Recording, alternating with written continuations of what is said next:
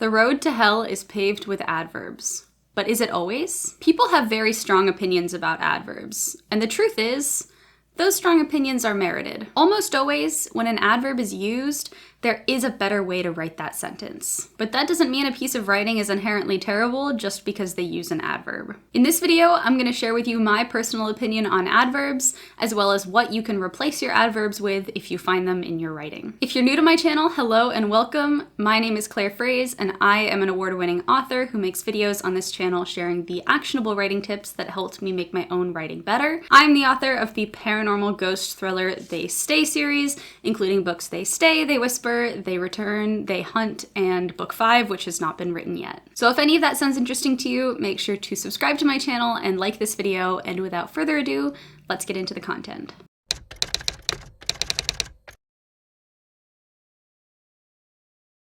The rule I like to give myself when it comes to adverbs is this. An adverb can almost always be replaced by a strong verb. Take these two sentences as an example.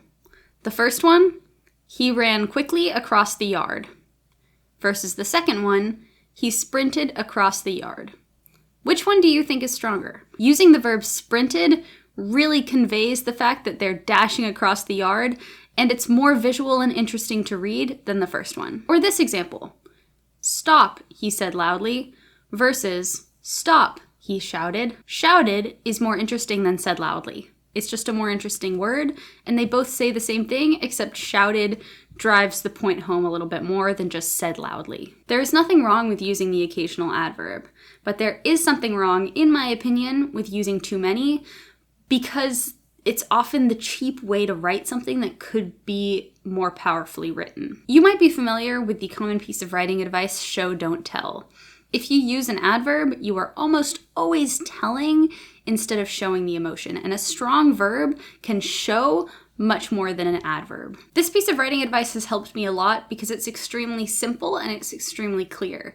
Whenever I come across an adverb, the first thing I do is I try to think of a strong verb to replace it, or try to think of a more interesting way to tell versus show the emotion or whatever the adverb is conveying. Because it's so easy to remember, it's something I can hold on to when I'm editing, and also sometimes when I'm writing, although when I'm drafting, I don't usually think about things like this. So to illustrate this concept, I'm going to edit a short passage and replace the adverbs with stronger verbs just to show you how this really looks in action.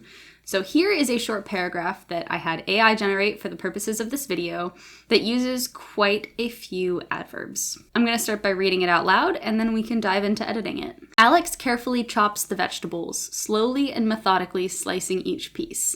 Jamie eagerly watches, constantly shifting from foot to foot. Alex says softly, "Be extremely careful with the knife. It's incredibly sharp." Jamie nods vigorously. "I'll be extra careful, I promise." Alex gently stirs the soup, slowly swirling the spoon. Jamie hastily grabs the salt, quickly sprinkling it over the dish. So we got lots of adverbs. Let's see what we can do about that. This is way too many adverbs to ever have in any paragraph ever. You can have the occasional adverb. I don't want it to sound like you cannot have adverbs in your writing.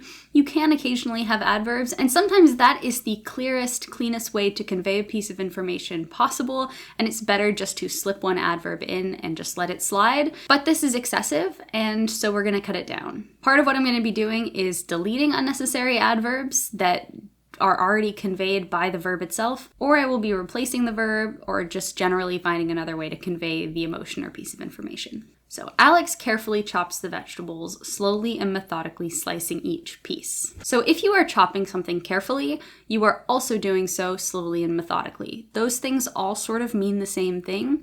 So if I were editing this, I would get rid of carefully, and instead of saying slowly and methodically, like I'd say something like,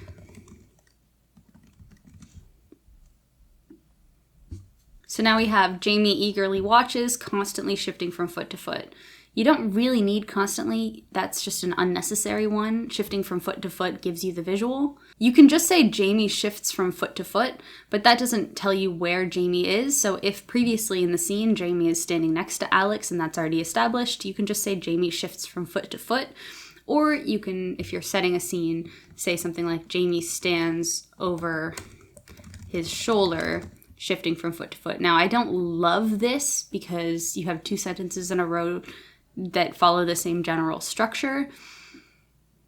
So you can always get rid of this. Alex chops the vegetables. Jamie stands over his shoulder, shifting from foot to foot. I don't know why Alex is saying softly, be careful with a knife, if Alex is the one chopping the vegetables. So I'm going to change this to Jamie, and obviously says softly could be replaced by whispered or hisses or some murmured. But right off the bat, I will be moving this to the middle of the dialogue. So be extremely careful with that knife. Jamie whispers, it's incredibly sharp. Okay, so some more unnecessary adverbs. Be careful with that knife. You don't need the extremely. We're fine. It's incredibly sharp.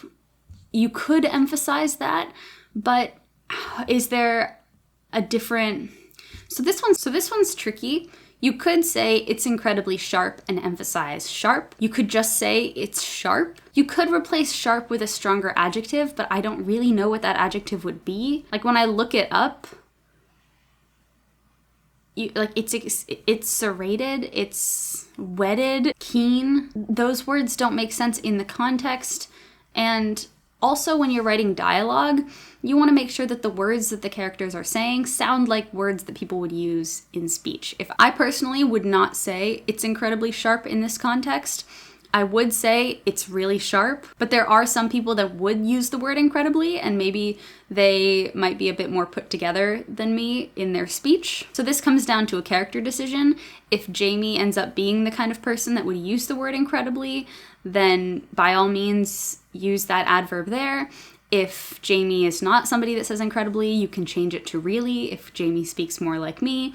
Or if Jamie's just really to the point, they could say, it's sharp, which could prompt a sarcastic response from Alex, depending on their relationship. You would need to figure that out, but for the purposes of this video, I will just leave in incredibly because this could be a creative decision. So because we're swapping the characters, Alex would be the one who's actually chopping the vegetables.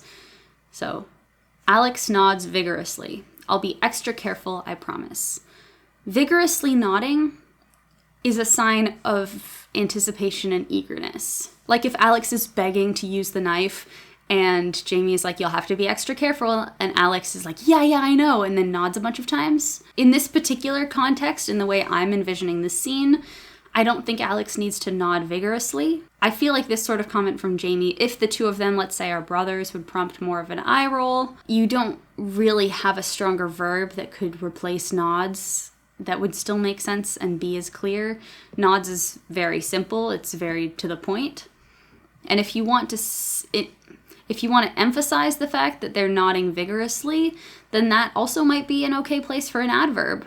Or you can say, Alex nods a couple times or a bunch of times, or find another way that it doesn't have an adverb to emphasize the point. But it depends on the mood of the scene. For this one, I would just say Alex nods. And I'll say, I'm being careful.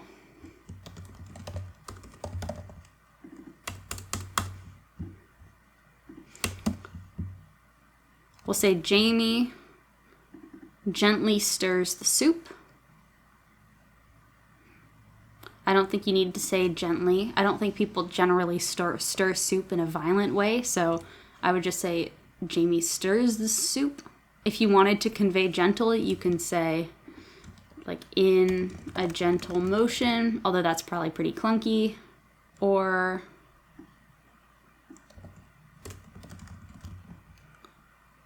like being careful not to make a mess.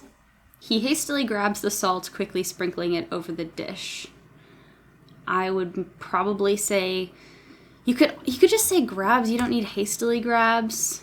If you want a word that indicates more speed or desperation, you could say he snatches up the salt, or he grabs the salt.